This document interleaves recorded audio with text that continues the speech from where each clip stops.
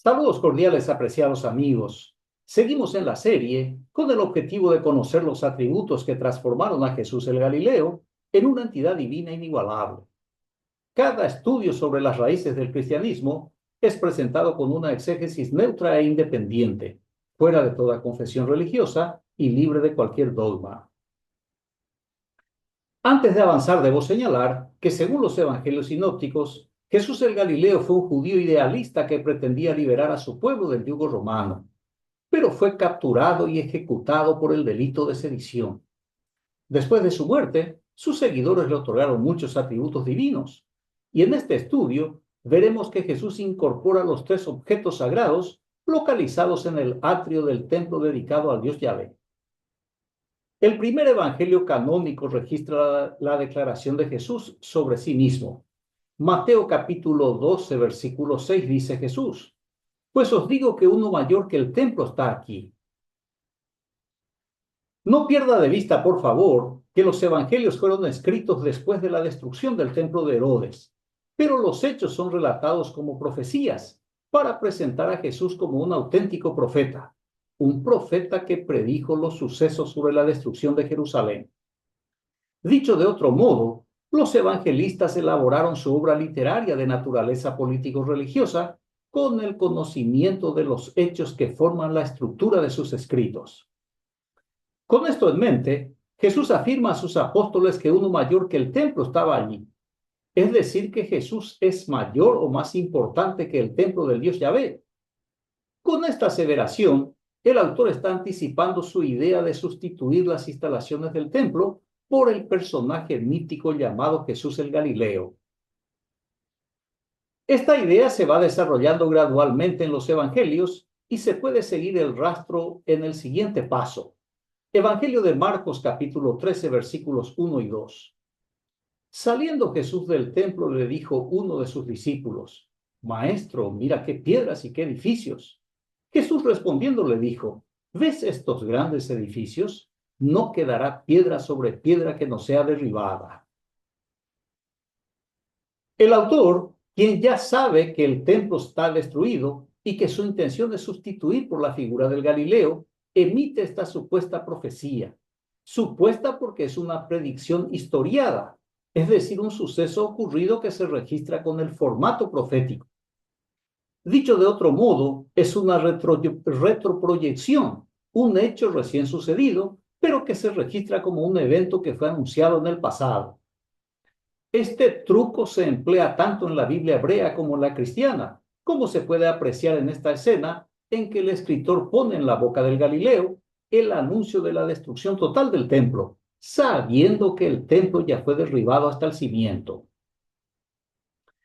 Así que Jesús primero es presentado como uno mayor que el templo, luego que el templo será completamente demolido. Veamos ahora lo que le dijo Jesús a la mujer samaritana. Evangelio de Juan capítulo 4, versículos 21, 23 y 24 respectivamente. Jesús le dice: mujer, créeme que viene una hora cuando ni en este monte ni en Jerusalén adoraréis al Padre. Pero viene una hora, y ahora es, cuando los verdaderos adoradores adorarán al Padre en espíritu y en verdad, porque también el Padre busca a tales que lo adoren. Dios es espíritu, y los que adoran deben adorar en espíritu y verdad.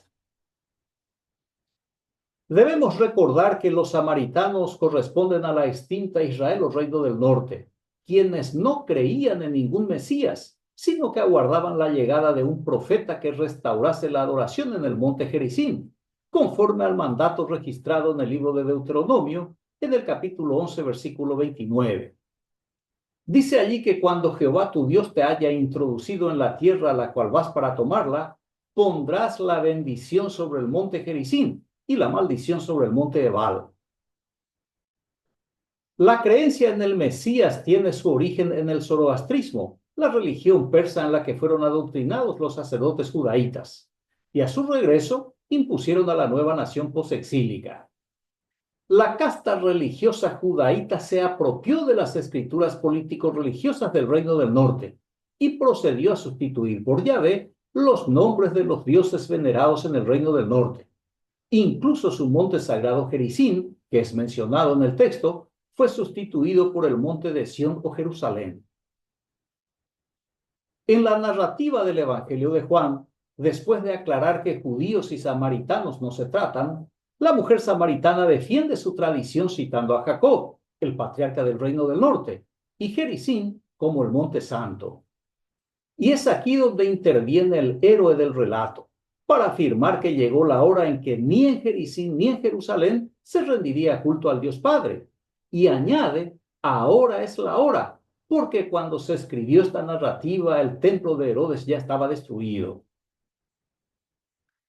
Por tanto, y según el Galileo, la adoración debía ser en espíritu y en verdad, es decir, sin la necesidad de un templo, ni de sacerdotes, ni de sacrificios, porque desde ese momento el Dios Padre, por ser un espíritu, desea ser adorado en espíritu y en verdad. Esta idea, que se desarrolla gradualmente en los evangelios, es ampliada y dogmatizada en las cartas atribuidas a Saulo de Tarso.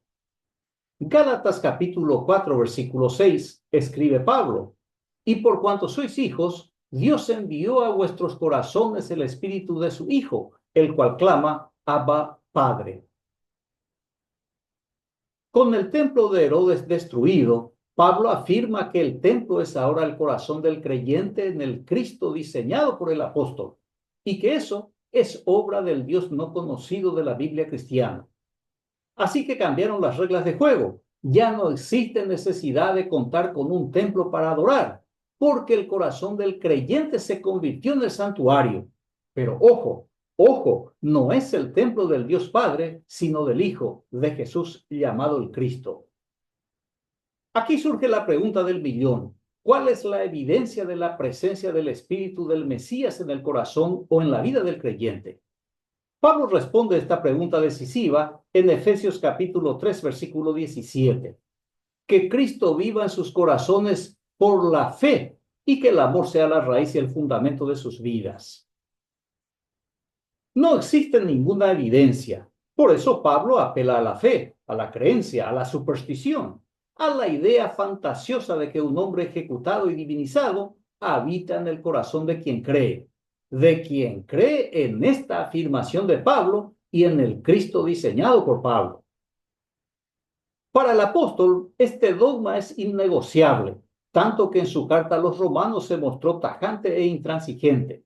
Romanos capítulo 8, versículo 9, escribe Pablo: vosotros no vivís según la carne, sino según el Espíritu, si es que el Espíritu de Dios mora en vosotros. Y si alguno no tiene el Espíritu de Cristo, no es de él. Pablo es categórico al asegurar que si alguno no tiene el Espíritu de Cristo, no es de él. Ante esta afirmación, y para calmar la conciencia, el religioso se ve obligado a creer lo que le dice el apóstol, aunque no tenga ninguna evidencia de la existencia de la criatura mitológica llamada Jesús el Cristo, o Jesucristo, o simplemente Cristo. Finalmente, Pablo, en su carta a los Corintios, afirma que el cristiano es el templo de Dios, porque el Espíritu de Dios o de su Hijo el Cristo reside en el creyente. Primera Corintios capítulo 3, versículo 16. Se pregunta Pablo: ¿no sabéis que sois templos de Dios y que el Espíritu de Dios mora en vosotros? Muy bien. Concluyo entonces que ante la destrucción del templo de Jerusalén, de acuerdo con las afirmaciones del Galileo y de Pablo, el templo pasa a ser el corazón del cristiano. Con esto en mente, en esta entrega veremos que Jesús representa los tres objetos sagrados que se encuentran en el atrio del templo, a saber, la puerta del atrio, el altar del sacrificio o altar de bronce y el lavacro o la fuente de agua. Veamos en primer lugar la puerta de acceso al patio o atrio del templo. Levítico capítulo 8, versículos 3 y 4. Reúne toda la congregación a la puerta del tabernáculo de reunión. Hizo pues Moisés como Jehová le mandó, y se reunió la congregación a la puerta del tabernáculo de reunión. En la antigüedad, cada ciudad cananea tenía puertas, y su función principal era acceder a la ciudad y garantizar la seguridad de sus habitantes. Las puertas también eran lugares de reunión, centros de cultura y de comercio. Los juicios se realizaban en las puertas, así como varias otras actividades. En la leyenda del Éxodo, ambientada en pleno desierto, la única puerta existente en medio del pueblo hebreo recién liberado de Egipto era la puerta del tabernáculo de reunión o tienda del encuentro, la puerta que conducía a la presencia del Dios judaíta, quien residía en el lugar santísimo, siguiendo el modelo de los templos cananeos del periodo bíblico. En este texto Yahvé, el legendario Dios libertador, a través de Moisés, su mítico mediador, manda al pueblo para que se congregue a la puerta del tabernáculo de reunión. Éxodo capítulo 27, versículos 16 y 17, sigue dando instrucciones el Dios Yahvé diciendo: y para la puerta del atrio habrá una cortina de 20 codos, de azul, púrpura y carmesí, y lino torcido, de obra de recamador. Sus columnas 4 con sus 4 basas. Todas las columnas alrededor del atrio estarán ceñidas de plata, sus capiteles de plata y sus basas de bronce. Las dimensiones del tabernáculo y los materiales fueron atribuidos al Dios Yahvé, pero el templo desmontable y el templo permanente, según datos arqueológicos, posee la disposición típica de los santuarios cananeos del primer milenio antes de la era común. Por tanto, la afirmación de que el plano del templo fue revelado por Yahvé es completamente falsa. Ezequiel capítulo 46, versículo 3, dice cuanto sigue: asimismo adorará el pueblo de la tierra delante de Jehová a la entrada de la puerta, en los días de reposo y en las lunas nuevas. La instrucción de la élite sacerdotal judaíta a la nueva nación posexílica es que el pueblo rendirá culto al Dios Yahvé a la entrada interior de la puerta del atrio o del patio. El culto o la adoración, al ser mitológico, se realizará en los días de reposo, es decir, más de 50 veces al año. Además, en los días de luna nueva, conocidas como Rosh Hodesh, que significa cabeza del mes, se celebran 12 veces al año, siguiendo los signos del zodiaco, cuya adoración está registrada en los libros de los reyes de Israel y en el libro del profeta Sofonías. La adoración no se limitaba a los signos del zodiaco, también se extendía a todos los astros o ejército del cielo, sobresaliendo la adoración al sol, tan común en las culturas primitivas. Ezequiel capítulo 8, versículo 16, dice: y me llevó al atrio de adentro de la casa de Jehová, y aquí junto a la entrada del templo de Jehová, entre la entrada y el altar, como 25 varones, sus espaldas vueltas al templo de Jehová y sus rostros hacia el oriente, y adoraban al sol, postrándose hacia el oriente.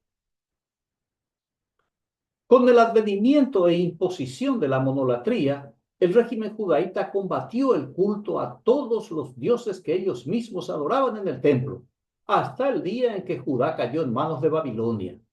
De modo que la puerta del atrio o patio del templo de Jerusalén encierra siglos de práctica de la idolatría y el politeísmo. Pero en el siglo I de nuestra era, se fabricó una nueva puerta, con la intención de sustituir la tan ajada puerta del templo dedicado últimamente al dios judaíta Yahvé.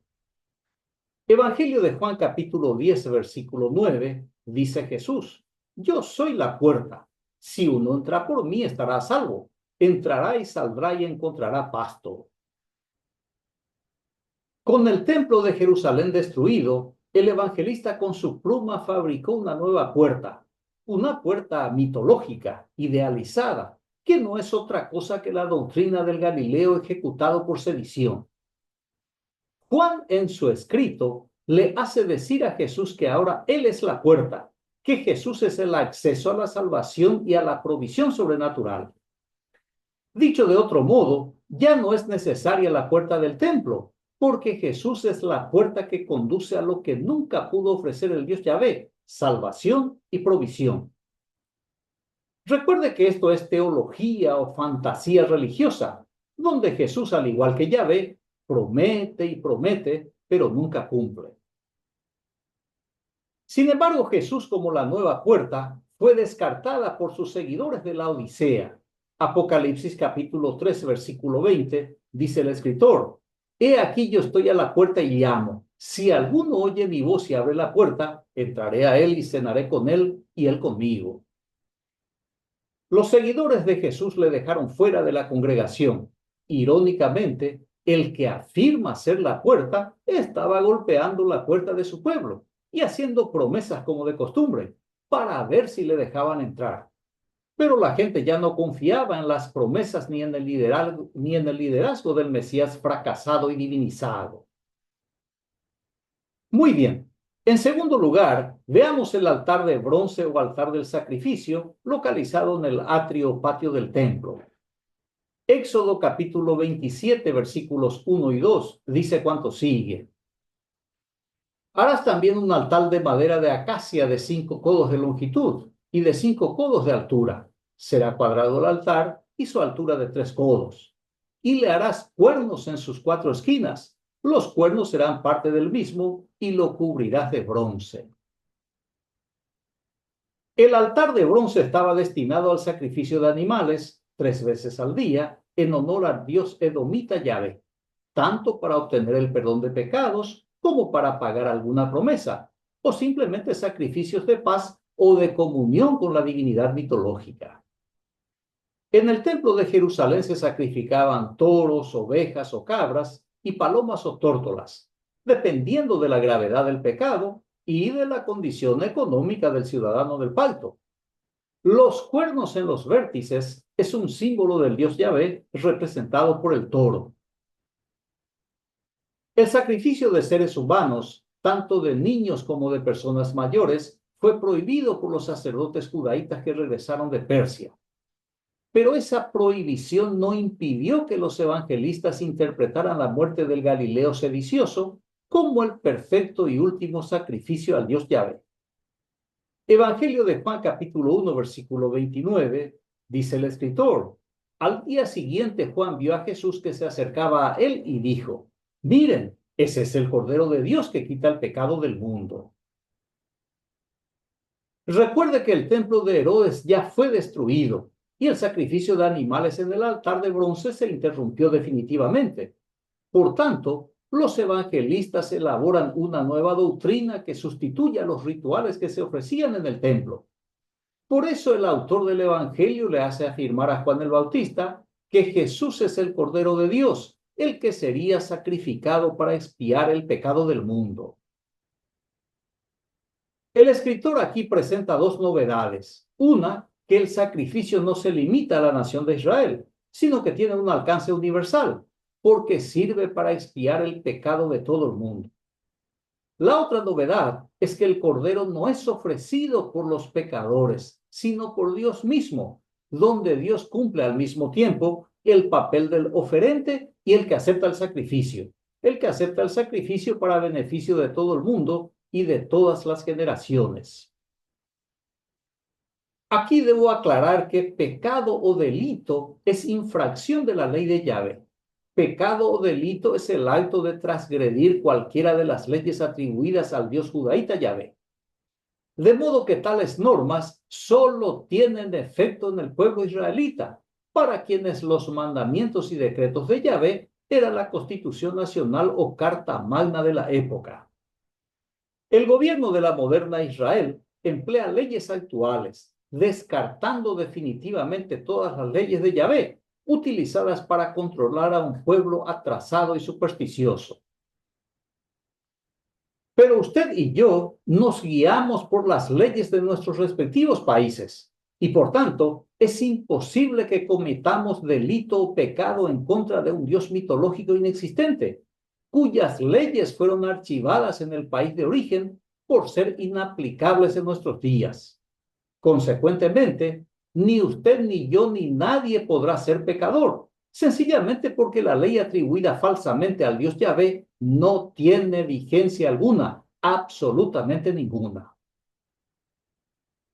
De modo que el Cordero de Dios que quita el pecado del mundo, identificado por Juan el Bautista, es un nuevo concepto teológico o una nueva ideología religiosa, acuñada para sustituir definitivamente los ritos de sacrificios de animales en el altar del templo de Jerusalén.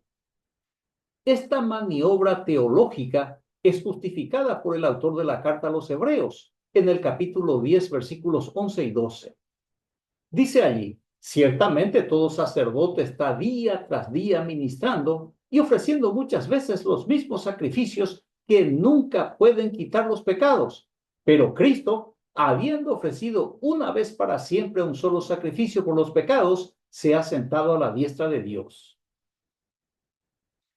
El escritor contrasta el sacrificio de animales con el sacrificio humano, para resaltar que el sacrificio de animales, practicado durante varios siglos, nunca pudo erradicar el pecado del pueblo. Pero la ejecución de Jesús por sedición, interpretada como un sacrificio a la deidad, a este Cordero de Dios, que ni era Cordero ni era de Dios, sino un subversivo que se levantó contra Roma, a este conspirador llamado el Cristo se le atribuye la erradicación de los pecados. Para respaldar su argumento, el escritor emplea un fragmento de la oración de Jesús en el huerto de Getsemaní, Hebreos 10, 9 y 10, diciendo luego: he aquí que vengo, oh Dios, para hacer tu voluntad. Quítalo primero para establecer esto último. En esa voluntad somos santificados mediante la ofrenda del cuerpo de Jesucristo, hecha una vez para siempre. En la narrativa teológica, el Galileo, antes de ser arrestado para ser ejecutado, pidió al Dios de su devoción que se hiciera su voluntad y no la suya, una expresión de impotencia ante la inminente consecuencia de su propio acto, en contra de las autoridades y leyes vigentes. Pero la orden que Jesús en su oración le da a su Dios de quitarlo primero para establecer esto último, no aparece en los evangelios. Es un agregado del escritor para cimentar su ideología político-religiosa, que el sacrificio del Cristo sustituye definitivamente el rito de sacrificio de animales. Y para rematar, certifica que en esa voluntad supuestamente divina, los seguidores del Cristo son santificados o consagrados. El apóstol Pablo, en su primera epístola a los Corintios, afirmó lo siguiente: 1 Corintios 5:7. Eliminen la levadura vieja para hacer masa nueva, pues son ácimos, porque nuestro Cordero Pascual, Cristo, ha sido inmolado.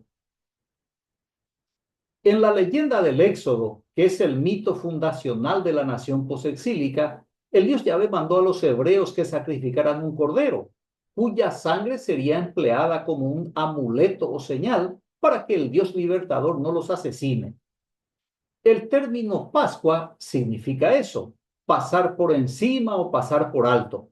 Y el mismo Dios que asesinó a los primogénitos de los egipcios, ese Dios sanguinario estableció la celebración anual y perpetua de su crimen, dándole el sentido político de libertad de la esclavitud.